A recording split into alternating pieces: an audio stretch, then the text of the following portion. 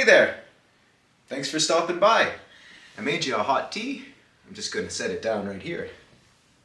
I'm very, very excited to show you this next story. Kind of merges two things that I'm really kind of passionate about, both history and, well, science. And I have this little toy right here. It's called a camera lucida. And if you look here, it's comprised of a few mirrors that are put together in such a way that if you look through this hole, you can see whatever's here, right here. So if I had a piece of paper here, I could trace exactly what I'm looking at. I could look you in the eye and draw a portrait of you right now. The funny thing is that a rudimentary form of this was invented about 50 years after the story that I'm about to tell you. And it was invented with the same principles that this guy, Mr. Father Grimaldi, were studying here back in the 1700s. So let me just share this story with you. It's called Teaching Science to the Emperor, and it was written by a man named Father du Halde. And, well, let's see what he has to say. First, there's a little historical note. This is the point of time where Christianity started coming through, and they wanted to convert some of the people in China. So here's the historical note on this. Just when Christianity first made its way to China is not known. There is a tradition that St. Thomas traveled far to the east, but the first Christian preaching that is recorded took place in the 7th century. The missionaries were of the sect known as Nestorians. No one has ever found any of their books or writings in China, but 1,000 years after they are said to have come to the country, some workmen in northwestern China who were digging a trench came upon a slab of stone on which was writing, partly in Chinese and partly in the Syriac letters used by the Nestorians. This told of the work of the Nestorians, of the building of churches, and of the emperors who favored the faith. But in the 13th century, a few Franciscan missionaries, when you think Franciscan, you think of like Friar Tuck, those guys that wear the long-robed hoodies there. They're Franciscans. They were big into poverty and begging.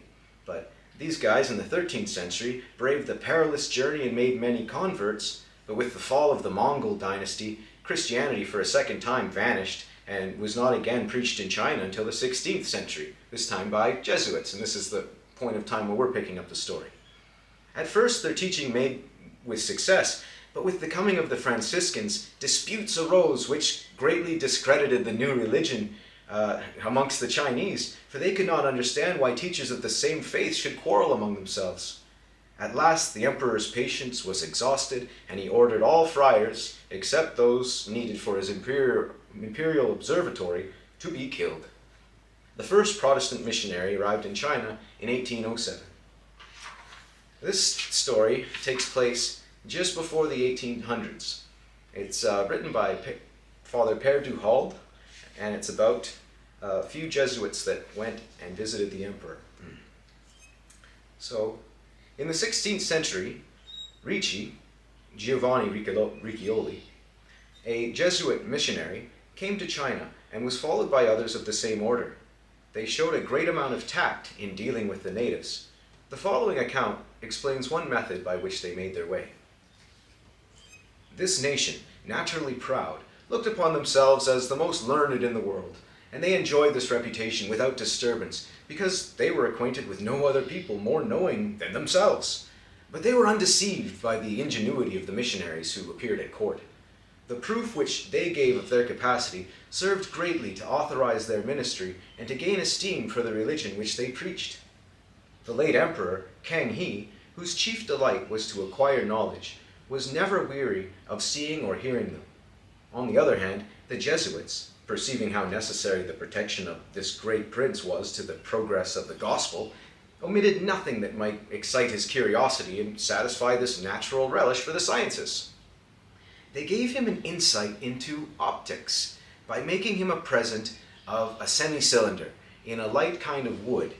In the middle of its axis was placed a convex glass, which, being turned toward any object, painted the image within the tube to a great nicety. Basically, this is a spyglass they're talking about. The emperor was greatly pleased with so unusual a sight, and desired to have a machine made in the garden at Peking wherein, without being seen himself, he might see everything that passed in the streets and neighboring places. They prepared for this purpose an object glass of a much greater diameter, and made in the thickest garden wall a great window in the shape of a pyramid, the basis of which was towards the garden and the point towards the street. At the point they fixed the glass eye over against the place where there was the greatest concourse of people. At the basis was made a large closet, shut up close on every side, and very dark. It was there that the emperor came with his queens to observe the lively images of everything that passed in the street. And this sight pleased him extremely, but it charmed the princesses a great deal more, who could not otherwise behold this spectacle, the custom of China not allowing them to go out of the palace. Wow, that's an amazing invention. Father Grimaldi gave another wonderful spectacle by his skill in optics in the Jesuits' garden at Peking, which greatly astonished the grandees of the emperor. This guy has a crater on the moon named after him. I guess he discovered it with his optics, so that's interesting to know. This guy is no joke. So they made upon the four walls 4 human figures, every one being of the same length as the wall, which was 50 feet. As he perfectly observed the optic rules, there was nothing seen on the front but mountains, forests, chases, and other things of this nature. But at a certain point they perceived the figure of a man, well made and well proportioned. The emperor honored the Jesuits' house with his presence, and beheld these figures a long time with admiration. The grandees and principal mandarins who came in crowds were equally surprised, but that which struck them most was to see the figures so regular and so exact upon irregular walls that in several places had large windows and doors.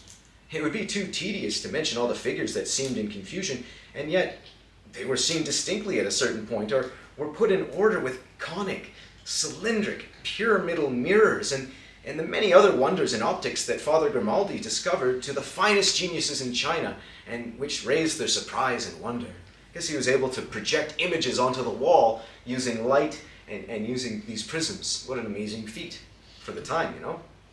It would be too tedious to mention all the figures that seemed in confusion, and yet were seen distinctly at a certain point. Well, in catoptrics, that's optics but far away. They presented the emperor with all sorts of telescopes, as well as for astronomical observation, for taking great and small distances upon the earth, and likewise glasses for diminishing, magnifying, and multiplying. Among other things, they presented him with a tube made like a prism having 8 sides, which, being placed parallel with the horizon, presented 8 different scenes so lifelike that they might be mistaken for the objects themselves. This, being joined to the variety of painting, entertained the emperor a long time. They likewise presented another tube, wherein was a polygon glass, and which by its different facets collected onto one image several parts of different objects, insomuch that instead of a landscape, woods, flocks, and 100 other things represented in a picture, there was seen distinctly a human face or some other figure, very exact. There was also another machine which contained a lighted lamp. This one's interesting. The light of which came through a tube, and at the end of which there was a convex glass, near which several small pieces of glass painted with diverse figures were meant to slide. These figures were seen upon the opposite wall of a size proportioned to the size of the wall. This spectacle in the nighttime or in a very dark place frightened those who were ignorant of the artifice, as much as it pleased those who were acquainted with it. On this account, they have given it the name, the magic lantern. They're talking about the very first projection machine, the very first projector. They had images on a slide that they just literally slid manually through, and the images were projected on the wall opposite to them. That must have amazed the people like fiercely. Nor was perspective forgotten. Father Bruglio gave the emperor 3 drafts, wherein the rules were exactly kept. He showed 3 copies of the same in the Jesuits' garden in Peking. The mandarins, who flocked to this city from all parts, came to see them out of curiosity, and were all equally struck with the sight. They could not conceive how it was possible on a plain cloth to represent halls, galleries, porticos, roads, and alleys that seemed to reach as far as the eye could see, and all this so naturally that at the first sight they were deceived by it. Statics, likewise, had its turn. They offered the emperor a machine, the principal parts of which were only 4 notched wheels and an iron grapple. With the help of this machine, a child raised several thousand weight without difficulty and stood firm against the efforts of 20 strong men. With respect to hydrostatics, they made for the emperor pumps, canals, siphons, wheels, and several other machines proper to raise water above the level of the spring, and among others, a machine which they made use of to raise water out of the river, called the 10,000 Springs, and to carry it into the ground belonging to the emperor's demesnes, as he had desired. Father Grimaldi also made a present to the emperor of a hydraulic machine of a new type. There appeared in it a ceaseless water jet or cascade, a clock that went very true, and the motions of the heavens, and an accurate alarm. The pneumatic machines also did no less excite the emperor's curiosity. They caused a wagon to be made of light wood about 2 feet long, and in the middle of it they placed a brazen vessel full of live coals, and upon that they put a heliopile, the wind of which came through a little pipe upon a sort of wheel that made like the sails of a windmill. This little wheel turned another with an axle tree, and by this means set the wagon in motion for 2 hours together. But lest room should be wanting to proceed constantly forward, it was contrived to move circularly in the following manner. To the axle tree of the 2 hind wheels was fixed a small beam, and at the end of this beam another axle tree, which went through the center of another wheel, somewhat larger than the rest, and according as this wheel was nearer or further from the wagon, it described a greater or lesser circle. The same contrivance was likewise fixed to a little ship with 4 wheels. The heliopile was hid in the middle of the ship, and the wind proceeding out of 2 small pipes filled the little sails and made it wheel about for a long while. The artifice being concealed, there was nothing heard but a noise like a blast of wind, or like that which water makes out of a vessel. Now, I've already spoken of the organ which was presented to the emperor, but as this one was defective in many things, Father Pereira made a larger one and placed it in the Jesuits' church at Peking. The novelty of this harmony charmed the Chinese, but that which astonished them most was that this organ played of itself Chinese as well as European airs, and sometimes both together. It was well known, as I have elsewhere mentioned, that what gave Father Ricci, a favorable admission into the emperor's court was a clock and a striking watch of which he made him a present. This prince was so much charmed with it that he built a magnificent tower purposely to place it in, and because the Queen Mother had a desire for a striking watch, the emperor had recourse to a stratagem to disappoint her by ordering the watch to be shown her without calling her attention to the striking part, so that she, not finding it according to her fancy, sent it back. Tricky. They did not fail afterwards to comply with the emperor's taste, for great quantities of curious things were sent out of Europe by Christian princes, who had the conversion of this great empire at heart, insomuch that the emperor's cabinet was soon filled with various rarities, especially clocks of the most recently invented type and most curious workmanship. Father Pereira, who had a singular talent for music, placed a large and magnificent clock on the top of the Jesuits' church. He had made a great number of small bells in a musical proportion and placed them in a tower appointed for that purpose. Every hammer was fastened to an iron wire which raised it and immediately let it fall upon the bell. Within the tower was a large barrel upon which Christian airs were marked with small spikes. Immediately, before the hour, the barrel was disengaged from the teeth of a wheel by which it was suspended and stopped. It was then instantly set in motion by a great weight, the string of which was wound about the barrel. The spikes raised the wires of the hammers according to the order of the tune, so that by this means the finest airs of the country were heard. Bong! This was a diversion entirely for both the court and city, and crowds of all sorts came constantly to hear it. The church, though large, was not sufficient for the throng that incessantly went backward and forward. Whenever any extraordinary phenomena, such as parhelion, rainbows, etc., appeared in the heavens, the emperor immediately sent for the missionaries to explain their causes. They composed several books concerning these natural appearances, and to support their explanations in the most sensible manner, they contrived a machine to represent the effects of nature in the heavens. It was a drum made very close and whitened on the inside. The inward surface represented the heavens, and the light of the sun entering through a little hole passed through a triangular prison of glass and fell upon a polished cylinder. From this cylinder it was reflected upon the concavity of the drum and exactly painted the color of the rainbow. From a part of the cylinder, a little flattened, was reflected the images of the sun, and by other refractions and reflections were shown the halos about the sun and moon, and all the rest of the phenomena relating to celestial colors, according as the prism was more or less inclined toward the cylinder.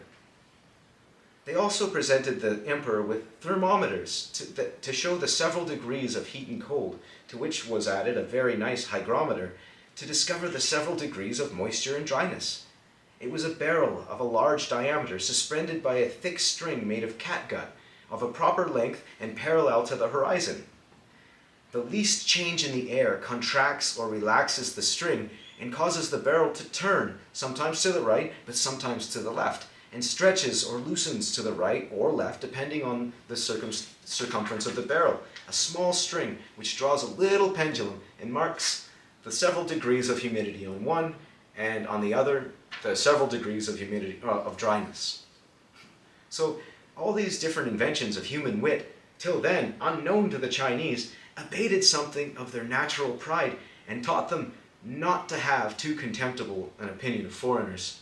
Nay, it so far altered their way of thinking that they began to look upon Europeans as their masters. Oh, that would be pretty intimidating, never seeing this technology and watching them control light this way, reflecting images on the wall, and basically playing movies, the very first movies. How enthralling do you find movies today? It's no different. People were the same. So this particular gentleman, Father Duhalde, he wrote another short story that I'd like to share with you too, and it's called "The Emperor and the Musician." It was at the same time they were visiting the emperor. They discussed science, but they also discussed the science of music. Let's read this one. The Chinese like the European music well enough, provided that there is but one voice to accompany the sound of several instruments. But as for the contrast of different voices, of grave and acute sounds, they are not at all agreeable to their taste, for they look upon them as no better than disagreeable confusion. They have no musical notes, nor any sign to denote the diversity of tones, the rising or falling of the voice, and the rest of the variations that constitute harmony. The airs which they sing or play upon their instruments are got only by rote and learned only by ear. Nevertheless, they make new ones from time to time. The ease wherewith we retain an air after the first hearing by the assistance of notes extremely surprised the late emperor.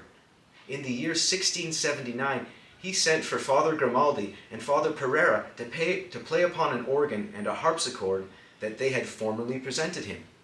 He liked our European airs and seemed to take great pleasure in them. Then he ordered his musicians to play a Chinese air upon their instruments, and played likewise himself in a very graceful manner. Father Pereira took out his pocketbook and pricked down all the tune while the musicians were playing, and when they had finished, he repeated it without missing a note, which the emperor could scarcely believe. His surprise was so great that the father had learned in so short a time a song which had been so troublesome to him and his musicians, and that by the assistance of the characters he could recollect it at any time with his own pleasure. To be more certain of this, he put him to trial several times and sang several different airs, which the father took down in his book, and then repeated it exactly with the greatest accuracy. "It must be owned," cried the emperor. "European music is incomparable, and this father has not his equal in all the empire." This prince afterward established an academy of music, and made the most skillful person in that science members of it, and committed it to the care of his third son, a man of letters and who had read much. They began by examining all the authors that had written upon the subject. They caused all sorts of instruments to be made after the ancient manner and according to the size proposed. The faults of these instruments were discovered and corrected, after which they composed a book in 4 tomes with the title, "The True Doctrine of Li Lu, written by the order of the Emperor." To these 4 tomes they added a 5th, concerning "The Elements of European Music, made by Father Pereira." So, both Father Pereira and Father Grimaldi managed to make their own impressions in history just by educating people who didn't know about it and by sharing knowledge. So it has right here what he wrote down. It says Chinese music. Now I don't know what this sounds like at all, but here it is right in the book, the notations that this particular Father Pereira made. How would you like to, hear what Chinese music sounded like in the 1700s? Let me play it for you.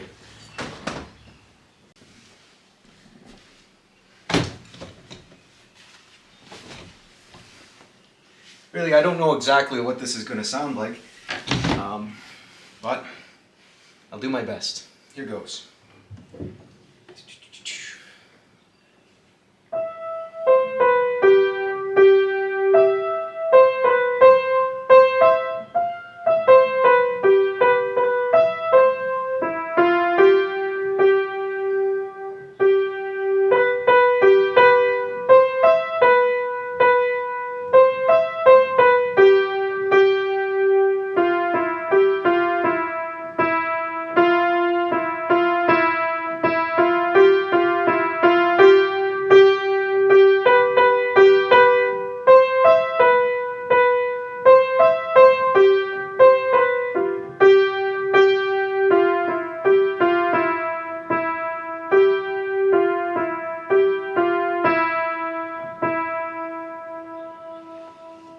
What'd you think?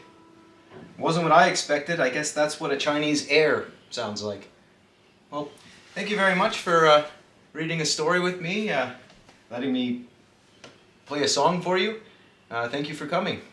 Just as thoughts, reading this story, it's amazing how science progresses us all. But reading these historical stories, you see how bad things were. The women couldn't leave the palace and had to rely on this wonderful new device, the spyglass, in which to, see the outside world. I'm glad we've come a little bit further than that, right? But anyway, we thank you very much. Thank you very much for coming and listening to a story with me, and hope to see you next time.